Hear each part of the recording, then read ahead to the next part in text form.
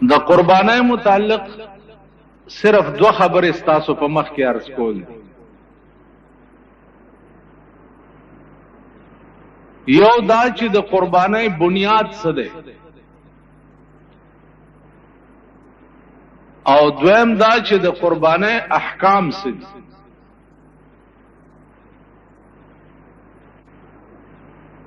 عزیزانو، بنیاد د قربانای چې دی هغه د حضرت آدم علیه السلام د زمانه نه تر اوسه پورې وقتن فوقتن دار چا په دور کې شوی.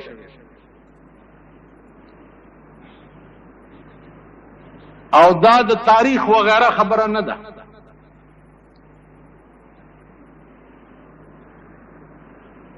دا د قرآن کریم ذکر ده. د آدم علیہ السلام د زامنو متعلق چې الله فرمایلی دي اذ قربا قربانا فتقبل من احدهما ولم يتقبل من الاخر.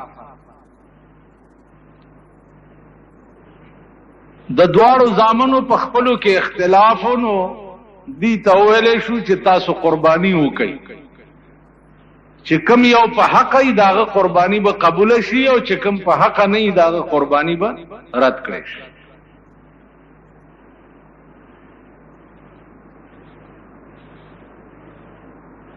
نو د پاغه دواړو په قربانای کې د یو قربانی چې وا هغه ګډوره و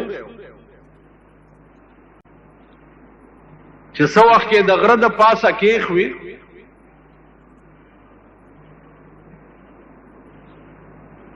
نو اسمان نا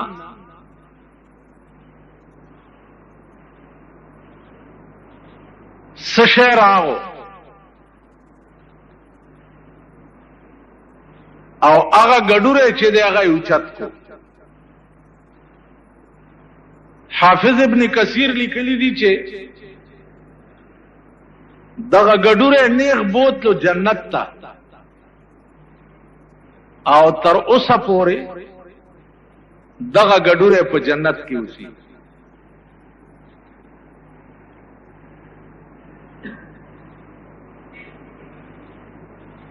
رستو گویا هر پیغمبر د خپل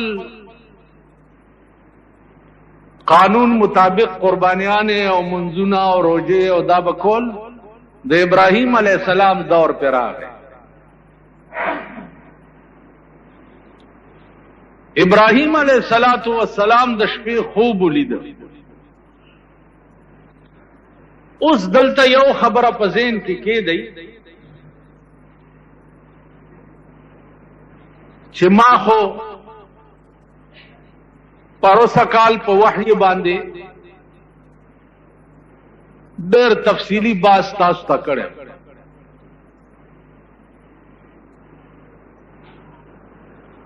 او دومره قدر یاد لرئ چې د پیغمبر خوب چې دی هغه هم وحی وي.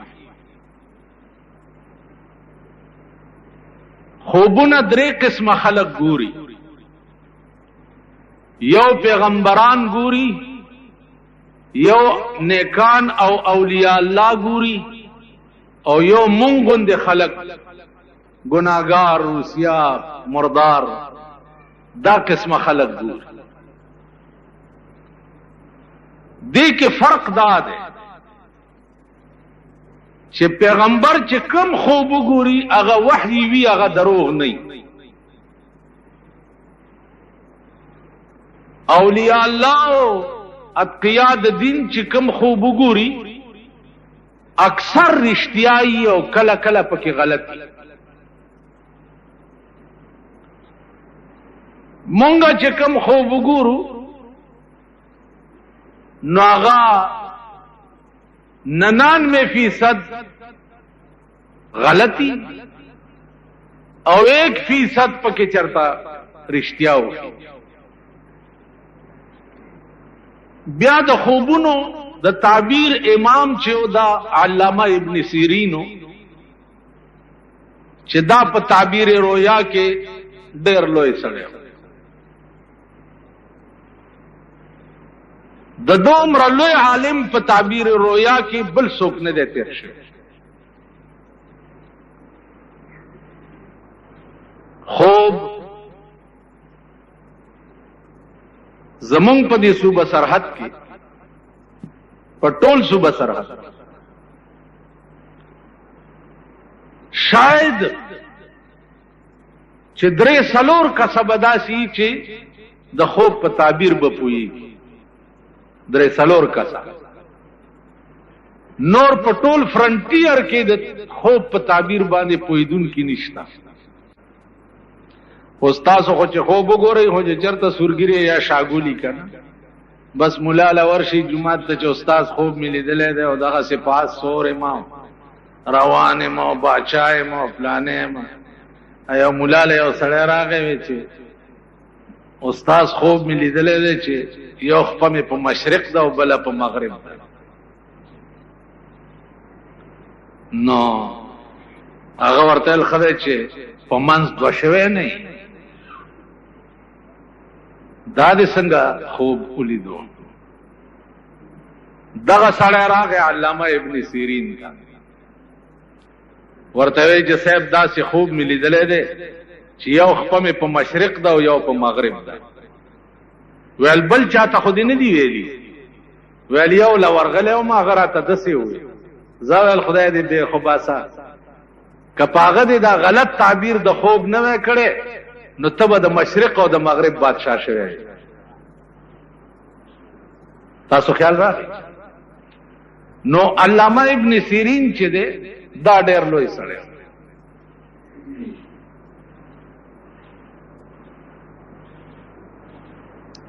او لوی امام پکې انبیاء علیهم السلام کې یوسف علیہ السلام تیر شوی. هغه ذکرم قرآن کې څنګه دی آیات؟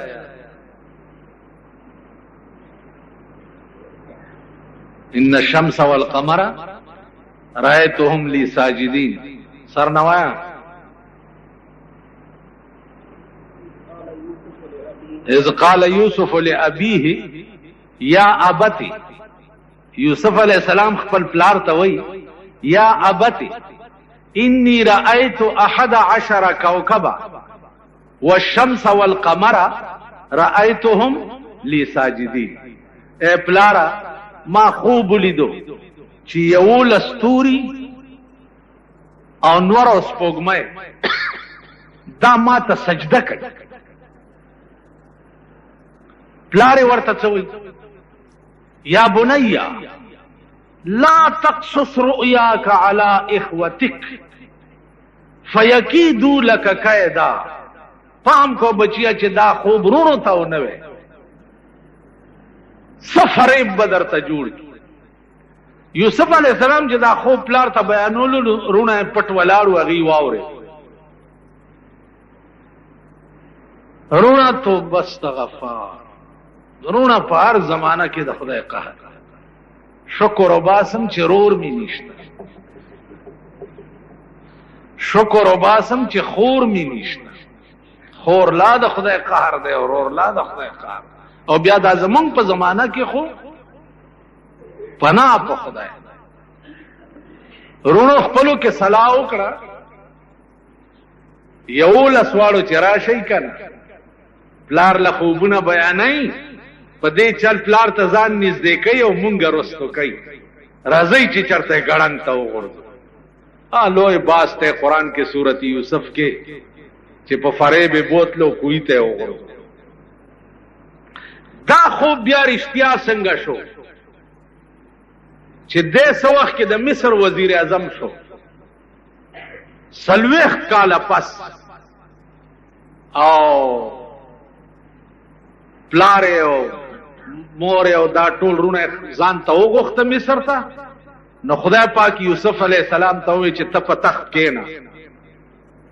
نو یو لسرونه او مور او پلار داراله او تعظیمن ټولو سرور تخکتا چې سر ښکته کو. نو یوسف علیہ السلام ویلې چې اورونو او پلار او مورا دا زما د هغه خوب تعبیرو چې نن رښتیا شي. یولس تورو نه مراد یولس رونو او نور او سپوږمۍ نه مراد چې دی هغې نه مور او پلار. نو عرض مې داو چې ابراهیم علیه السلام خوب ولید او خوب د پیغمبر چې دی هغه وحی. خوب دا ګوري چې زه دا خپل زوی لالو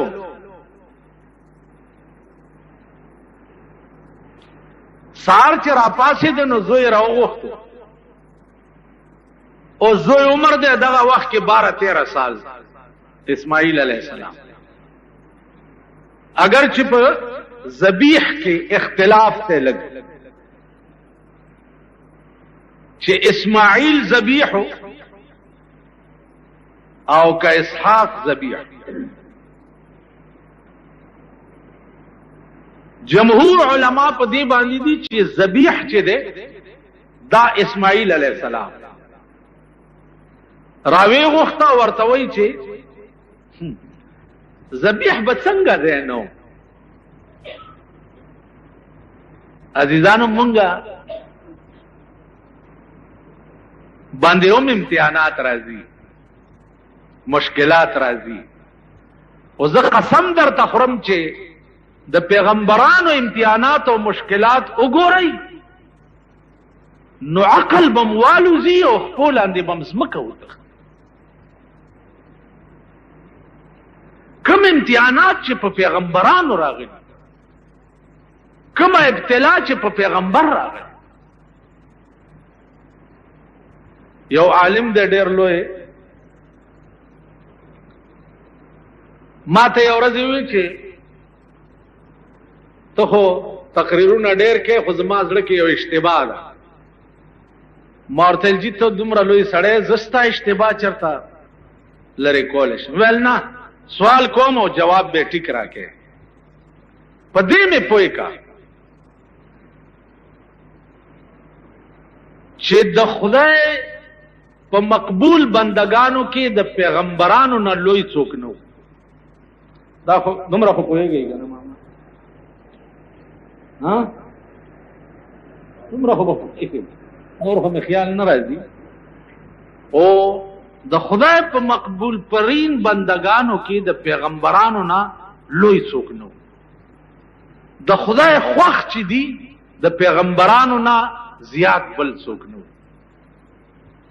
نو سره د دومره خوښوالي کم پیغمبر په ونه کې اره کړی دی، په کم پیغمبر باندې قوم راوچت کړی څخه لري پې ورغورځولي دي، کم پیغمبر بني اسرائیلو حلال کړی دی، کم په څه کړي دي. ابراهیم علیه السلام ته یې وې زوی دې حلال کا. نو دا دومره خوښې چې دا دومره تکلیفونه، څوک چې د چا خوښ یې هغه له تکلیف راسئ. په دې سوال پوه شوئ؟ څوک چې د چا خوښي هغه د تکلیف نه بچ کوي، هغه له خو تکلیف نه رسئ. نو دا پیغمبران د خدای څنګه خوښو چې په مصیبتونو او په امتحانونو کې مبتلا کړي. کولی شئ د دې جواب؟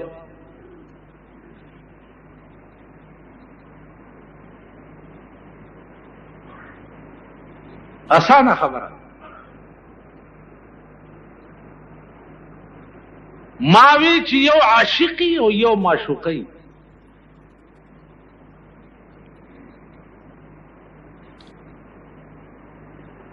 الله معشوق او محبوب دی او پیغمبران ټول عاشقان.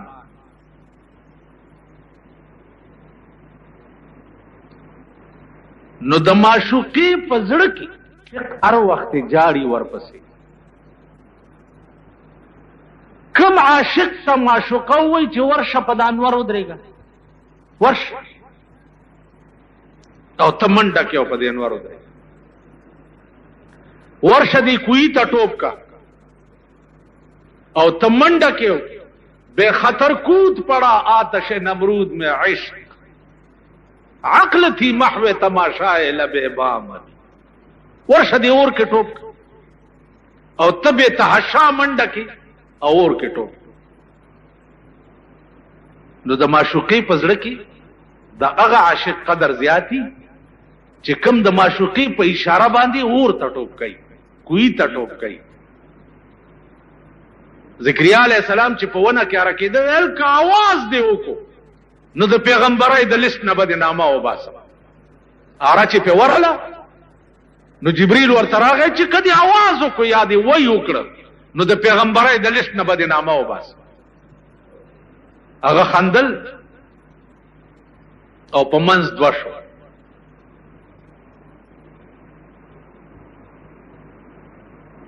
نو ما ته وی چې خدای ته خو پته وه. په دې سوال او جواب خو پوه شوي که نه؟ خدای ته خو پته وه چې زما د عاشق چې دی په دې امتحان کې کامیابیږي، نو بیا یې پې ولې امتحان کولو؟ خدای ته پته وه چې ابراهیم علیه السلام به زوی حلال کړي ما دپاره، نو بیا یې پې ولې امتحان کولو؟ نو ما ورته ویل چې مولانا صاحب خفه نه شي، د امتحانات د پیغمبرانو چې دا تا او ما دپاره و، تا او ما دپاره سبق و چې تاسو وګورئ ما په خپله خدای کې پیغمبران په دومره لوی لوی امتحانونو کې اچولي او د الله د خدای نه شکایت نه وکړی، نو که په تا مې امتحان راوستو چې شور ونه کې. اوس مونږ څنګه یو چې د یو ویښته د ځان د پاسه کوک شي نو ځان هغه ساعت له خدایه مرور کې. یو ویښته ته به دې ونیسي وای خدایا زه دې لیدلی ما، زوی دې مړ شي وای خدایا زما زوی دې لیدلی، نو ستا زوی نه و د بل چا یې مړ کړی وی، دا ستا دې ژوندی ګرځېدی. بیا د دې زمانې زامن د آرامیان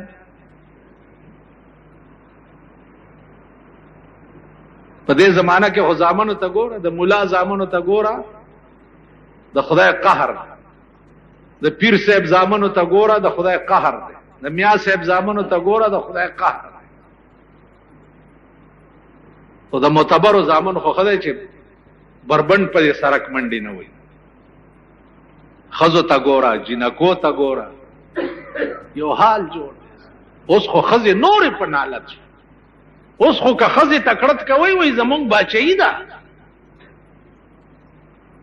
په پاکستان کې لویه ترقي چې وشوه، ما په 40 کاله پاکستان کې هیڅ ترقي نه ده لیدلې. که څوک وایي چې پاکستان ترقي کړې ده پشکرو غل خوري، د غلو ډکې لارۍ به خوري. که څوک وایي چې پاکستان ترقي کړې ده،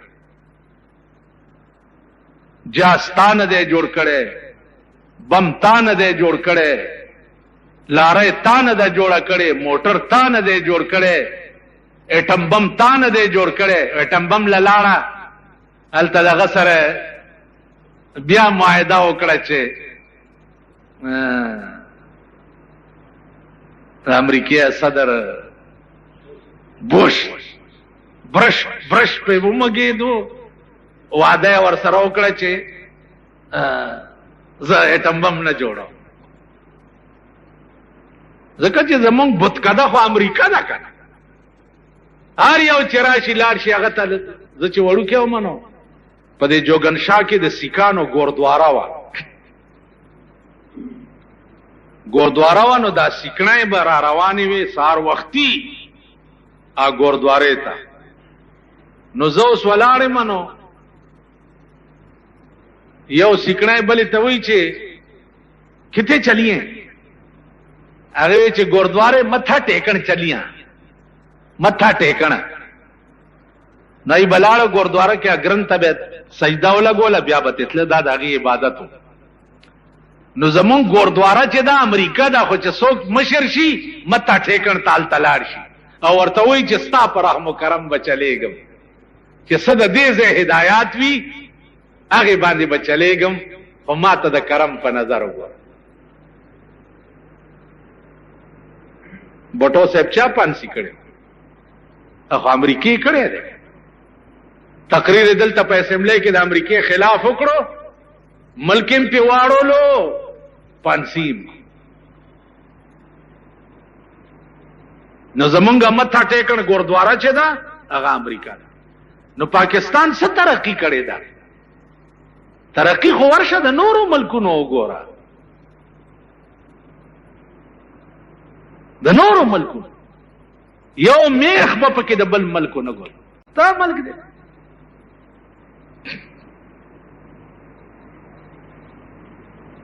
دا کې څه شی ایئر کنډیشنې دي د روس هغه 15,000 ته ورسېدي، فریجونه دي کته په باډي جوړه کې پارټس کم ځای نه راغلی دی. تاسو تر یو ترقی په ملک کې منم چې د پاکستانو خزو داسې ترقی کړې ده او دومره لرې لاړې، دومره لرې چې دا به ستاسو هغه ومې پیړۍ چې د قبرونو نه راپاسي دا ښځې به بیا خپل ځای ته رانه ولې.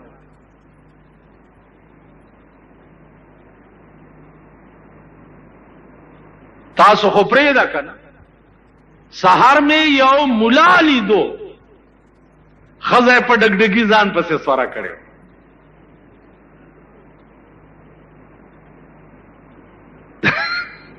جماعت امام هغه هم په ډګډګي و، کور دې ورشه بیړه دې غرقه شه.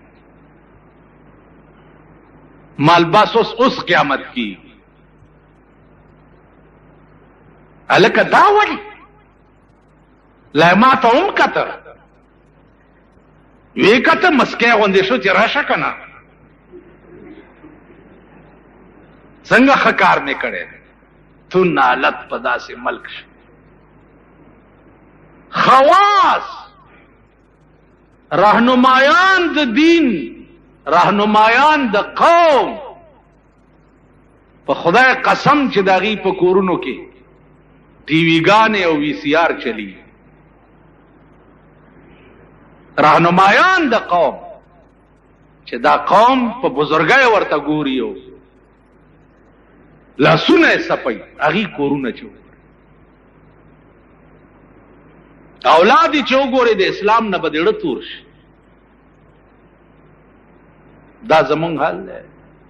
نو ترقی د ملک صرف ښځو کړې ده، سړي نشته. ښځه وه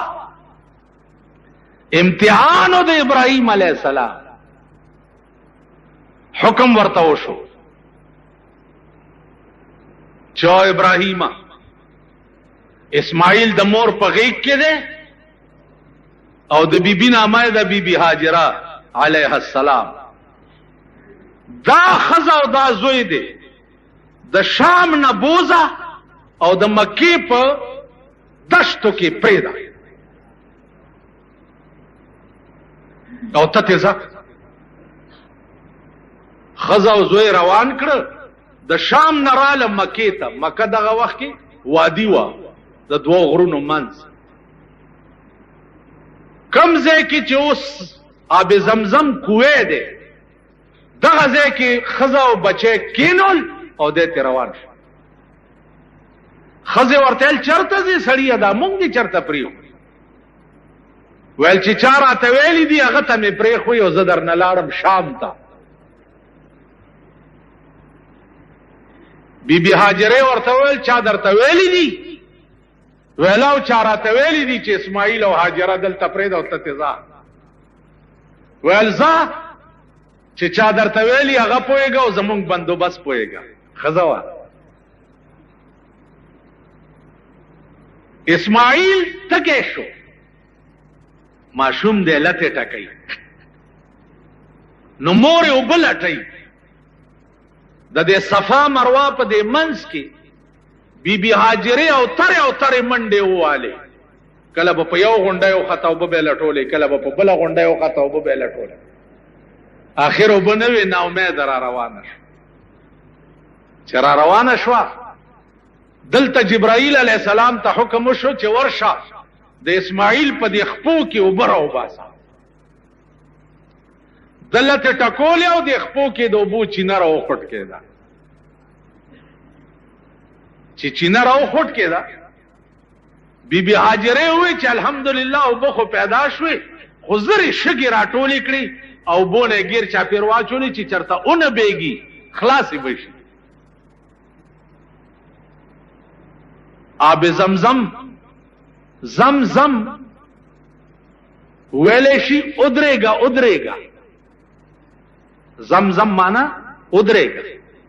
نو دیو بوتا بی بی هاجره وی چې زمزم ادرېګي بېګي ما رسول الله صلی الله علیه وسلم به فرمایل چې الله دې په بی بی هاجره رحم وکي کدی او بوته زمزم نه ویلې نو دا او بو بدلې و او ټوله دنیا به خړوب کړي او چې هغه ورته زمزم وي په ځای ولاړې پاتې. نن ورشي د عربو هغه دشتي د عربو هغه سوکړه د عربو د اوبو هغه نهر زبیده خوبونو پورې یو بل خبره وای. زبیده د بادشاہ خزا وا د بادشاہ خزا خوب ولید چې دا ټوله دنیا ما سره بدفعلی کوي. زبیده دا خوب ګوري د بادشاہ خزا دا چې دا ټوله دنیا ما سره بدفعلی کوي.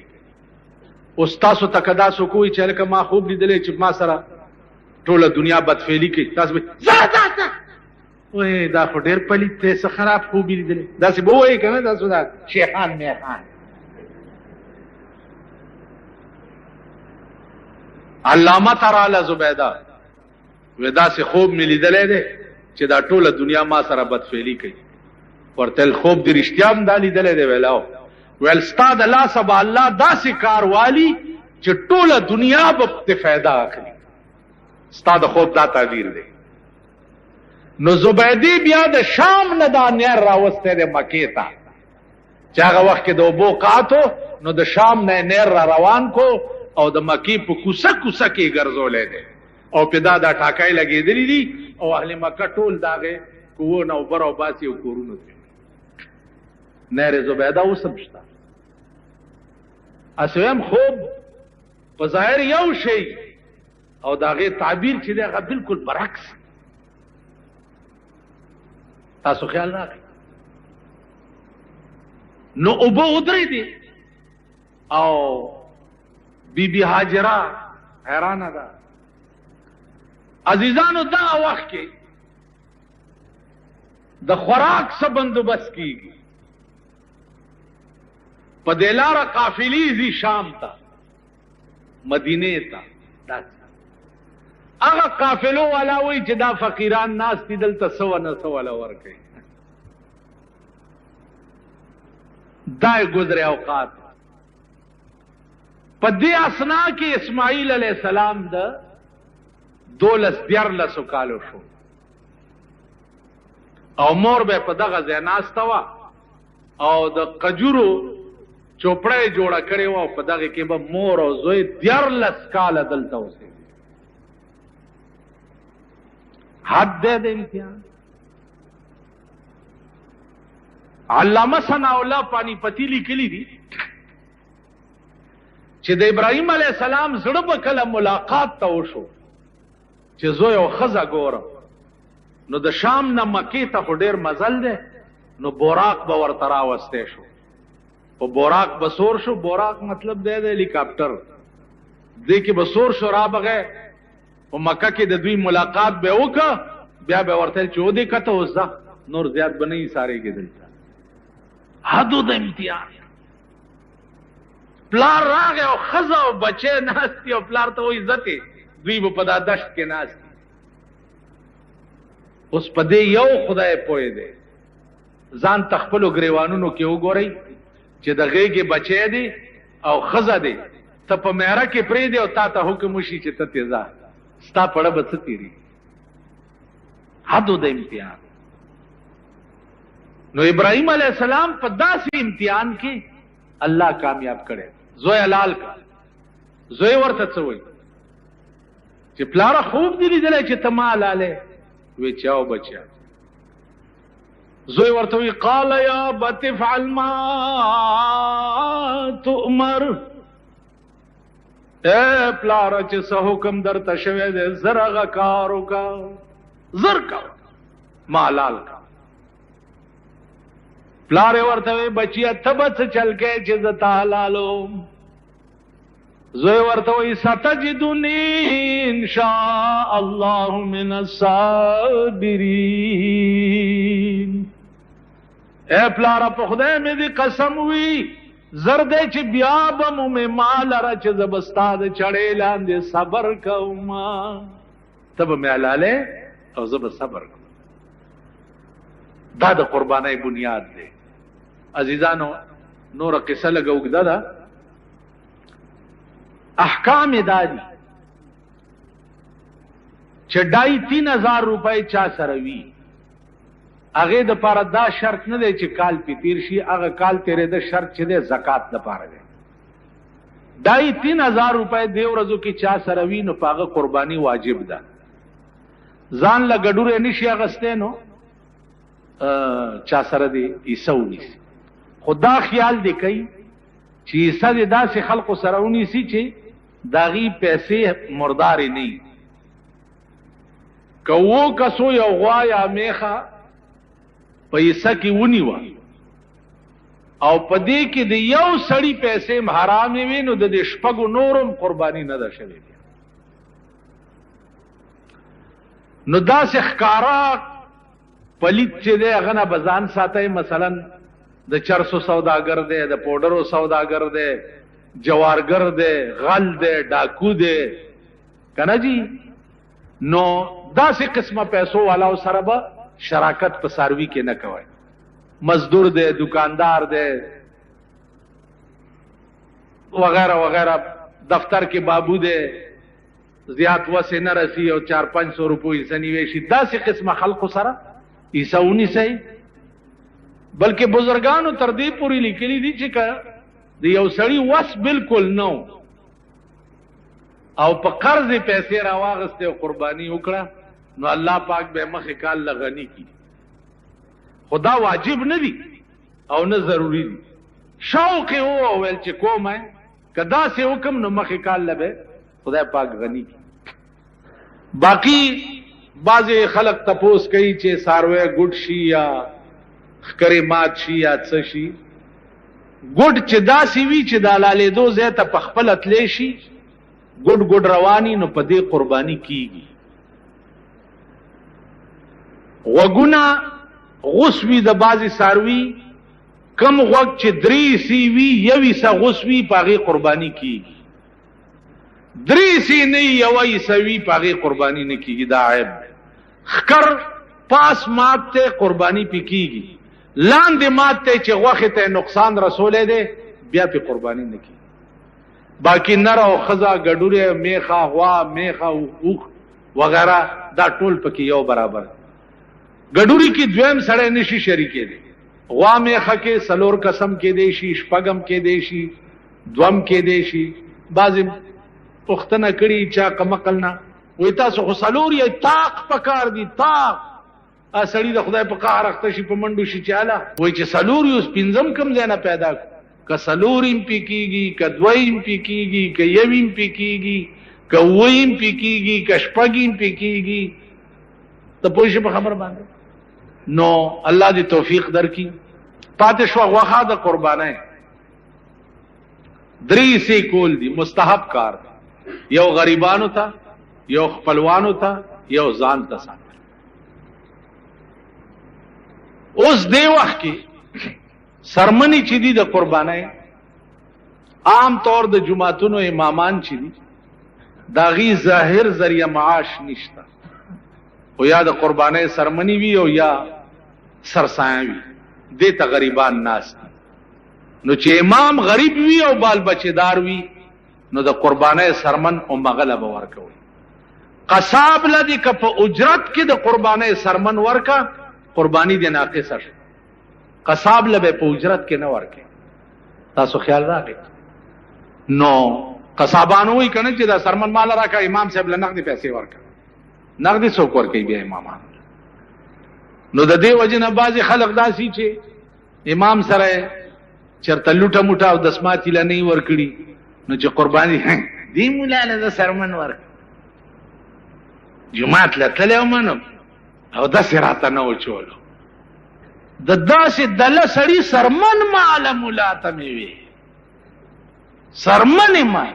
زه 22 کاله امام پاتې شویم په بجلیګر کې، 22 کاله.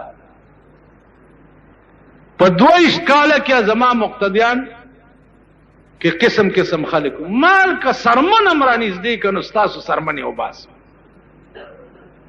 زایرخ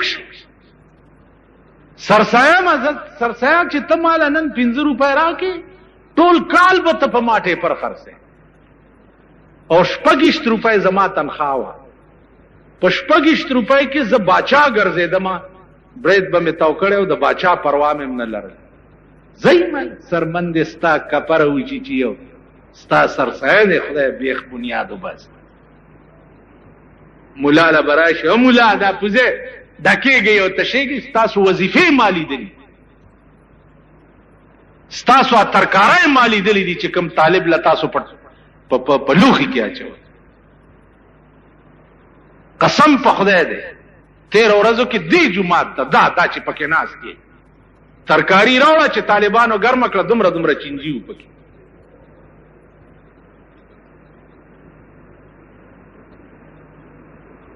ځکه چې زه دلې ناست یم ماښام، دا طالبان چې وظیفې راوړي زه یې ګورم.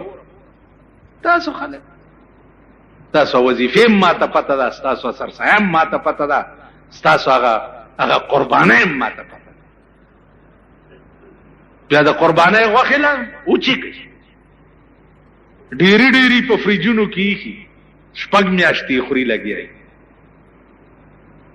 ماما خبره دا ده چې هغه د مومن کار دی، تقریر کولو چې پولیس رات وي ده ویختنه نری دی او د تورې نه تیره دی او دا خلک به پې تیریږي. چې کور ته راغی مور یې ورته ویل چې بچیه دا رښتیا ده؟ ویل او مور یې د ویښته نه نری دی او د تورې نه تیره دی. ویل ای بچیه ابی خو دې پکې پرېوتې واخله، زه خو پکې خدای راستي که تیره شم. نو تاسو د ابی وروڼه ټول پکې پرېوتي یې، مالت کې د چا سره نه لګي دا غوښه پلان نه موړه کته دې نه چې ماشومان یې راته ټول وهلي داسې وایي که نه وایي.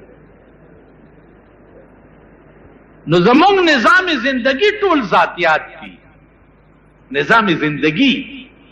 نو په دې ایمان باندې جنت ګټل یا په دې ایمان باندې جنت تتلل ای خیال است و محال است و جنون. واخر دعوانا ان الحمدللہ.